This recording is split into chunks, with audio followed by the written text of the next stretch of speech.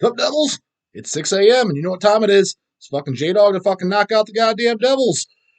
And today's fucking Devils is the knockout on the comments on the biggest poser label, Earache or Roadrunner. And so this is now 7 days ago that this one was posted. Looking at it, it's at 1,000 views. So anytime I hit 1,000, that's a successful video for old J-Dog over here. Because most of them get, on average, it seems like most of them are around the 400 mark, 400 to 500 mark. So 1,000. And this got a shitload of comments, so I'm not going to definitely read them all. It's got 50 comments. So for me, that's a lot. So again, I said it, it'll be up by the time you see this one. Is you guys really seem to like the fucking poser videos. Or maybe you just like them evenly. And I think it attracts a lot of the outsiders because I don't know, maybe people search earache or whatever, or the corn homeboy Slipknot video, maybe attract outsiders. But hey, whatever the fuck it is. But I also figure you guys kind of like them because it seems like a lot of the regulars really comment hard too. So whatever it is, yeah, I need to fucking maybe start doing some more poser topics. If you got poser topics, leave them with there because fuck, if nothing else, it seems like that's what the fuck you guys want to hear about. And what you guys want to hear about, that's what we'll talk about. As long as I have an actual opinion to talk about, not just like fake my way through it. You know what I mean? I don't want to put no phony baloney shit. I want to actually have something I can actually legitimately say, not just, make something up and fucking be scripted. You know what I mean? So throw them in there. If I got something, I'll make a video on it. But for now, we're going to read off these goddamn fucking poser comments, what they got to say about the posers.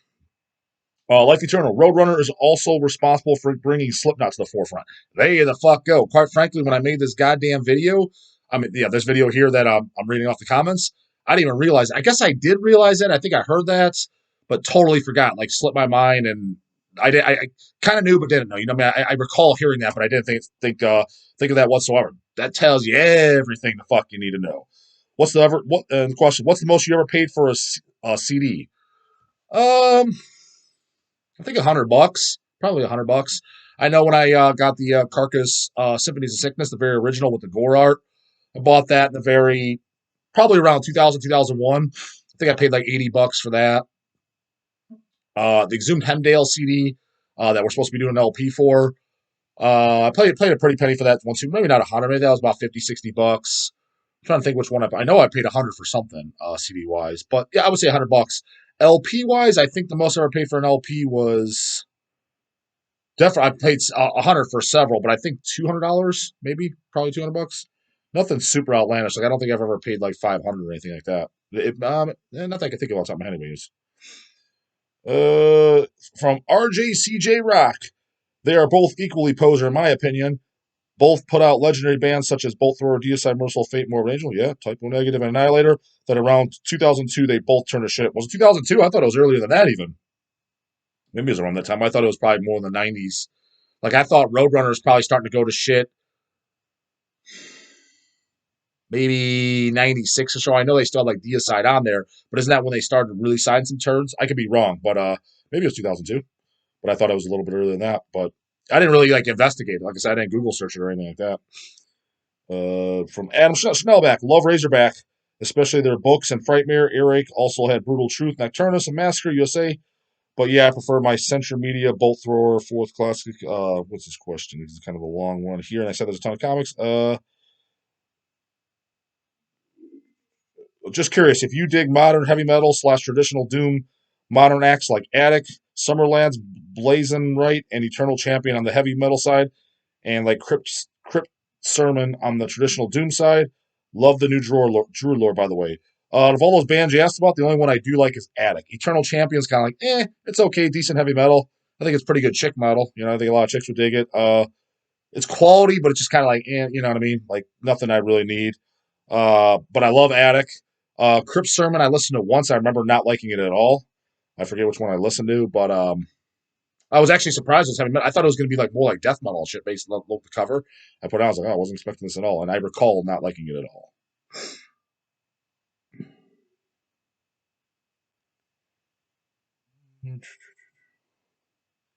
Usually get, like I said, I'm looking for questions, guys, just because there's 50 comments and there's no fucking way I'm reading off all 50. Some of these are long as fuck too.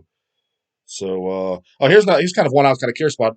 Abhorrent Spawn 666. From what I understand, Earache's contract with Deicide was the straw that broke the camel's back for the Hoffman brothers leaving Deicide. Yeah, I kind of heard that too. And the reason I wanted to read that off to you, does anyone actually know like the full story between the Hoffman brothers and Deicide? I heard it was like they wanted as much money as Glenn, or they wanted more money than Glenn. I think actually the story I understood is they're all getting, there's 4 members of the band, 25% of whatever cut they're getting, and the Hoffman brothers wanted more because they write the songs or something like that. If you guys actually know the true story, not actual just gossip, I'd actually be curious because I never officially heard what the real reason is. It's just kind of through the grapevine, but I guess that's probably what all you guys. But if anybody actually has firsthand information, like Glenn told me personally, or something like this, or the Hoffman brothers told me personally, it's probably funny if you talk. I got a story. If you did get the story out of Glenn, and then asked the Hoffman brothers, got the story out of him, it's probably like a fucking relationship gone bad, right? You probably got 2 different fucking answers. Usually the way it goes. But if anybody knows, I would be curious.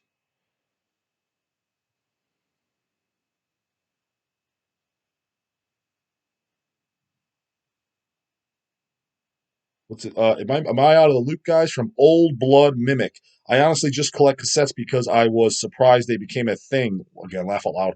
I know you enjoy brutal shit, but what's your opinion on mellow death? And if you have one, what's your favorite mellow death band? What the fuck is mellow death? Oh, melodic death? I'm assuming that's it. Yeah, I guess it stands for probably melodic death metal. Yeah, I mean, I definitely like melodic death metal, especially a lot of Swedish stuff. I mean, Carcass Heartwork. I mean, that's kind of like just a melodic death metal album, right? I definitely like that a lot. I mean, I definitely do. What the fuck is why? I mean, I'm drawing a blank.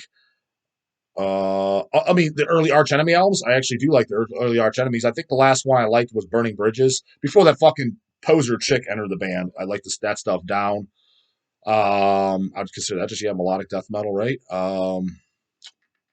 Who else? Yeah, I guess not a ton of bands, but I definitely do like some. And some of the sweet. I mean, guess some of the. I don't think Dismember ever really put out a melodic death metal album, but I mean, some of the parts of like Massive Killing Capacity and shit are really melodic, and I really enjoy that material. So, yeah, definitely some stuff, but it's not the majority of what I collect. But yeah, I don't hear if I hear it's melodic death metal, I don't think, oh, that's junk. That doesn't cross my mind. It's just for whatever reason, I guess I don't like a whole lot of bands, or I'm drawing a blank. But I definitely do like some. From Matthew Carson, quick question: do you know when the new Metal Lucifer EP album is coming in? It was slated for release last month. Yeah, we just got CDs in of I believe it was an EP because I was like, oh, I don't know this. I haven't heard it, and actually I was meaning to play it on Friday. I'll probably listen to it tomorrow. I'm right on Monday because this is Sunday. I'm recording this. Curious myself because I like pretty much everything by Metal Lucifer. So kind of a longy in here, but it looks like some questions. From Derek Malone Moniz. Keep them killer videos coming. I don't disagree about Eric and Road Racer jumping the shark. Yeah, be kind of hard to disagree, to be honest. But did take the risks and was the first U.S. labels aside of combat. Hardly besides Death Possessed was 99.9% and thrash to release death metal somewhat commercially. I will always be grateful for that. Yeah. I mean, give credit where credit's due. They did do good shit, but I mean, my whole thing is I'm just pretty damn sure the only reason they did it was strictly for money. And I mean, whatever. I guess it benefited all of us, huh? Somebody had to do it. I'm just stating a fact. Do what you want with it. I just think those guys are posers and don't listen to metal. Whatever you do with that information, whether you care or don't care, whatever. Just do what you want with it. I'm just calling it like it is. Um, God damn it, fucking stupid ass phone turning sideways and shit. God, there we go. God damn it. Uh, I will always be grateful. Not sure if everyone knows this or not, but truth be told, they dumped all their metal to invest in Nickelback. Oh my fucking lord! There you go, Nickelback.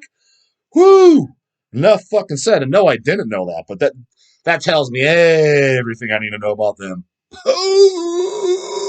Posers. My question is, it seems you may not be partial to slower metal stuff. Generally not. That's correct. Is there any slower death metal doom band in any era you are into? First, Paradise Lost. I mean, that is the killer stuff to me. Cheers, Justin. Paradise Lost. Yeah, that was a band I never really got into. I do like their demos, and that was it. Even the first album, just like, kind of prefer the demos better after that. But I know there is bands, slower death metal bands, doomish bands. Fuck. Drawing a blank. I mean, you guys, sure I mentioned somebody already. Looking around. Drawing a blank on that one as well, too. But yeah, not too many. Generally speaking, if it's really slow and doomy, I generally do not fucking like it. for 99 times out, especially the death metal stuff. Like, for example, like even like Incantation, like I like several Incantation albums, but even on some of the albums I like some of the really slow parts they put it, sometimes it's borderline getting excessive. I'm like, this part's just fucking boring. And that's why like I set up like Autopsy, Mental Funeral, and Actually Unspeakable. I put up that video. And that's why I didn't like them. I was like, these albums are boring as shit. And somebody's like, yeah, but the sound of Mental Funeral is great. I'm like, yeah, I agree. It does sound good. It does sound fucking, nasty. I agree. But the fucking songs are boring as fuck. Like, can't just have a nasty sound and have a fucking total snooze fest. You got to have jamming songs behind it. So yeah, most of that stuff, yeah, it's I'm fucking bored.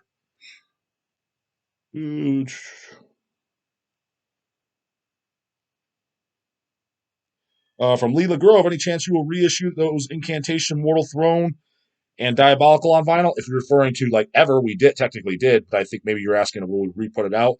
Relapse doesn't want us to do any more stuff because they got wind. Oh, this shit's cool. People buy this stuff. None of us posers like vinyl. We didn't know. Now that you put it out, and we see it sells. Yeah, we're just gonna do this ourselves. Or we're just gonna do this ourselves, guys. Just no more licensing. That's literally how it went down. So go over there and thank them guys. Because yeah, our Mortal Throne of the Nazarene LP. I think we only did 100 picture discs or 200 picture discs too. So if you're one of the lucky devils who got one of those, I have one. And the Diabolical Conquest. Those came out. Yeah, they're fucking awesome. Our pressings are fucking totally awesome. So if you don't get them, they're definitely worth an eBay Discogs. Dying Fetus, Killing on Adrenaline would be sweet. I agree, but at least it has been out. Who was the first label that did it? Was that label Night of the Vinyl Dead, who usually does a bunch of dog shit, and Relapse did it. Both pressings, from what I hear, I think I do own both pressings, were pretty good. Killing on, and that's Dying Fetus, Killing on Adrenaline, and look at that. We're a Dying Fetus shirt right here. Purification through Violence. Fuck yeah. But Killing on Adrenaline, Destroy the Opposition, actually, those are probably my favorite Dying Fetus albums. Big fan of those.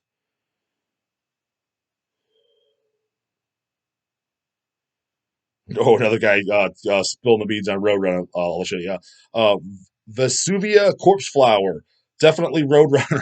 So he's saying definitely Roadrunner's the biggest posers for dropping Gorguts, Malevolent Creation, and Suffocation after Pierce from Within to focus on bands like Machine Head, Soulfly, Cold Chamber, and eventually Slipknot, Nickelback, Shinedown. He just puts a bunch of dollar signs. And ha ha ha. I never heard of Shinedown, but if it's anything like all those other bands above, I don't like it. Because every one of those bands you mentioned are some of my most fucking hated bands in the world. So yeah, I don't even know why anyone would think like if someone's like, "Oh, what do you mean? How are they posers?" Like, what? Like, why the fuck wouldn't you think that? I mean, so yeah, like that's why I said up at Roadrunner, they got to be the kings. Like even like Relapse and shit, I'll give them that. At least all through the thing, they have put out some deplorable bands, but I think all the way from the beginning of their career, they always at least had one good band. For example, even in the 2000 stuff when they signed Toxic Holocaust, they always had Exhumed. They never left. They always had some good bands and some respectable shit. Like a newer band, they'll come out and like, oh, it's okay, but it's not my thing, but it's at least respectable. They have even then they're nowhere near as bad as fucking Roadrunner. Roadrunner, the king. Fuck, even though Metal Blade's not as bad. Fuck, at least they still have King Diamond, Cannibal Corpse. Hell, even as much as bad as the later 6 Feet Under albums, at least I could kind of like I'd take that over Slipknot or Nickelback. That's for goddamn fucking sure. So hell yeah, even fucking Metal Blade's not as bad. And recently signed Intrails, so he had a few bands there at least. Fucking Roadrunner, oh my heavens, fucking Skin Lab. I mean, Slipknot, Nickelback, Cold Chamber, Shinedown. Whew, don't get much worse than that. Skivvies. Love your vids, J-Dog. Would love to hear your opinion on Cannibal Corpse with Chris Barnes and your opinion of them without Barnes. What's your favorite album with Barnes and what's your favorite CC album with Corpse Grinder? Peace, brother. And sorry if you discussed these for us. Sure have, Skivvies. I'll go back and watch some videos, but I'll answer it real quick for you. Let's give a shout out. I like both eras. Cannibal Corpse Vile, the first one, Corpse Grinder is my favorite one. Probably because that's the first. That's literally the first death metal album I ever heard. And then my favorite Corpse Grinder album, my favorite Chris Barnes album is Tomb of the Mutilated. Closely behind that would be Eat Back to Life. And I like every single Cannibal Corpse album. So I like both. Elvis God. Well, is it Nickelback on Roadrunner? Enough said. Exactly. What the fuck? Just right. That's all you need to say. From Ricky J, counts everything. Hey J Dog, is there a certain CD packaging you prefer? Example, jewel case or digipack? I like them both. Jewel case are definitely more convenient, but the digipacks that they're going to do them that I really like is those digi books. Especially if it's got a lot of material, kind of like we did the Regurgitation, Tales of Necrophilion. We did the Embalmer Emanations, and the Necrophagia Season of the Dead. Those are really nice because it commemorates it really well, especially if there's enough material put in there. Those would be my preference as far as just kind of like collectability, fucking coolness, right? But jewel cases definitely are nice and convenient. If you drop it, you don't really have to worry about it. You know what I mean? As opposed to if you drop a digibook, you're like, fuck, it's all fucked up now, or maybe not fucked up, but potentially, right?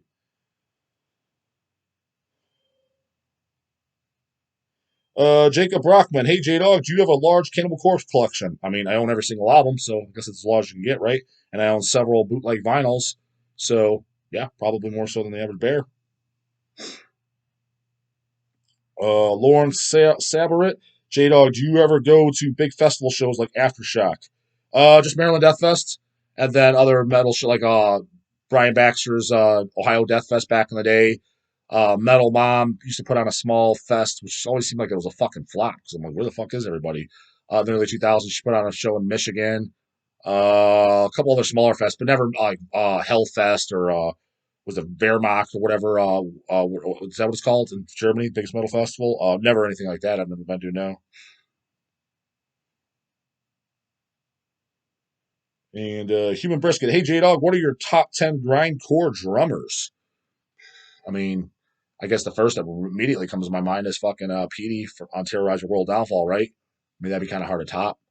Um, I guess Ken Owens, Carcass. I mean, I don't know if his drumming was specifically standoutish, but for me, it was fucking, didn't there's no ass triggers and shit like that, and he's on like my two favorite grindcore gore grind records, Recuperation, Symphonies of Sickness.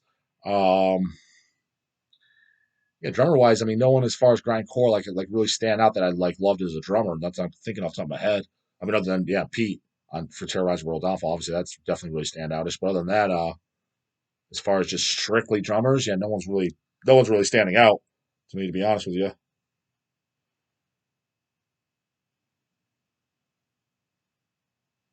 From Joseph O'Donovan, Sup J Dog, what's the most original album you've ever heard? As in something that nothing else sounds like. Well, I mean, I guess you'd have to kind of define that too, like original win, like original to date, like it's still nobody has ever sounded like that, or original when it came out. So, for example, like take Carcass Faction, that could have been like the most. Well, I do know at the time, like literally, if you take anybody at that time, look at anything prior to like 1988 when that came out, like literally there was nobody that sounded like that whatsoever. Nobody, zero, zilch, pitch shifting vocals. So that would have been excruciatingly original. But is it original now? No. So as far as if your question is what's original to date, most original I've ever heard, and no one else sounds it, it's a one-off. Fuck, I don't know. You know what? Looking at my wall, I'm just looking at my wall for ideas. I'm picture this kind of Repulsion horrified in a sense. Because realistically, who's doing grindcore with the gory lyrics and shit like that? That sounds like that. Everybody else tried to go more like the more guttural route that was going that. So kind of them. Because in all honesty, like who literally sounds like Repulsion horrified? I mean, there's tons of bands that take influence from it and shit like that, like Exhumed Slaughter Cult and stuff. You could hear some Repulsion references, and there's other bands that I love that were like, oh, that sounds like a Repulsion riff.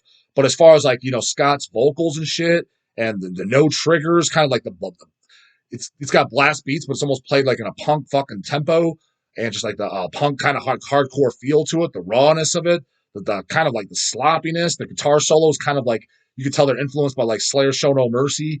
Uh, it's definitely the production of it, not overproduced, just total 80s, not clearer than a demo, but rawer than an album in a sense. Like, yeah, like I don't know, like literally, who I can't think of anybody who sounds like Repulsion horrified and captures that feeling, and as all blasting fast from beginning to end, but just pure, just fucking awesomeness. Maybe that, you know what I mean? Just looking at my wall, like I said, in a picture, this come to mind, but yeah, I don't, because anything else, I mean, who you can't really say like Cannibal Corpse or Suffocation or Deicide, Morbid Angel. That's all been done a million times.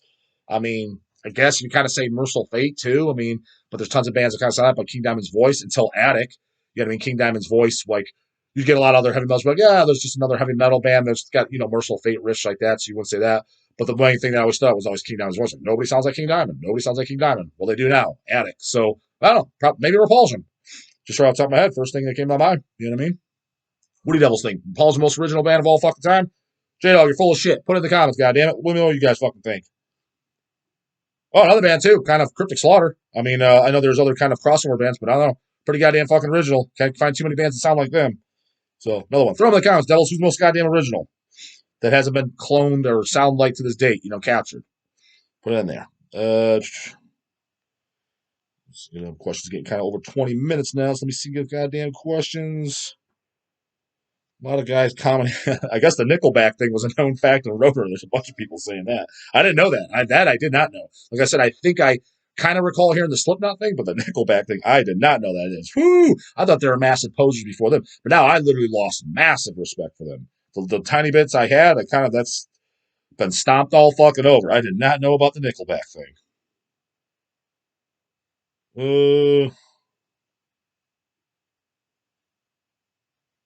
From Ozell Macklin. Sorry, I mentioned the wrong band name. I meant to say the Necrophagius, particularly the Epitaph album. Busy technical death metal. What tech death metal albums would you like or suggest? Now, when you're talking Necrophagius, I remember when that band started. What's the first time? Onset of Putrefaction. I remember thinking that was pretty good. At first, I didn't like it at all because I'm like, this is way too technical. But it was kind of like the first album I heard like that. It was kind of original. It was so over the top technical that I kind of enjoyed it. After that, I was like, I don't need another album. Bands of that caliber, that technical, I'm really not a fan of. It's just kind of the one-off album like that was kind of neat because it was kind of original. I'm like, oh shit, like this is kind of cool. But I wouldn't want multiple albums like that. And I have heard other bands after that were trying to like replicate that or maybe top that or do something similar to that. And I was like, yeah, I don't.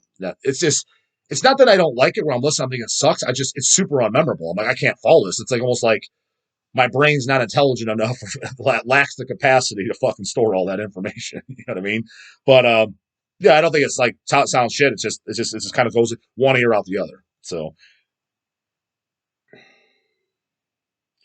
from Neutron Ronnie, oh, that's funny. Getting closer to 666 subscribers. Congrats. What are your thoughts on Metal Haven Chicago? I'm past that now. Blah blah blah. That. What does it say I'm at? How many subs am I at? 750 exactly as we're speaking. Metal Haven, Chicago. I've never been there, but I know Mark. Oh, I don't know. I've dealt with him through email shit. Seems like a really cool guy and dealt with Hells for years. And yeah, I've never been there. Chase has been there once though, but I never got a chance to go there. I always wanted to though. But I have nothing but good things to say about Mark and Metal Haven from my experiences dealing with them. And we're towards the fucking bottom. Red Hot Chili Peppers. Ugh, they fucking suck. They sure do, Kevin Mitchell. But were they on one of those labels? Like I said, I thought maybe Roadrunner or something picked them up. And so, yeah, that explains it all too. But none of the Devils were calling that out. But yeah, that's the end of the comments, guys. And that. So yeah, it wasn't too bad. We got done in 22 fucking minutes. Like I said, I kind of searched more for a question. So I know you other guys, you left comments and there wasn't, much to reply to. And like I said, I can't do 50 fucking comments because if it took 2 minutes each, this would be a 100-minute long fucking video, almost 2 hours. I ain't doing no goddamn 2-hour fucking video. We'll get any other fucking videos done. So that's it for this one's Devils. And keep leaving the goddamn comments. Like I said, let me know what you think about the fucking poser shit, more poser topics or whatever like that. And let me know who you said on the, I guess basically question of the day. The most original fucking band. Is it Repulsion? Is it Cryptic Slaughter? Who the fuck do you think?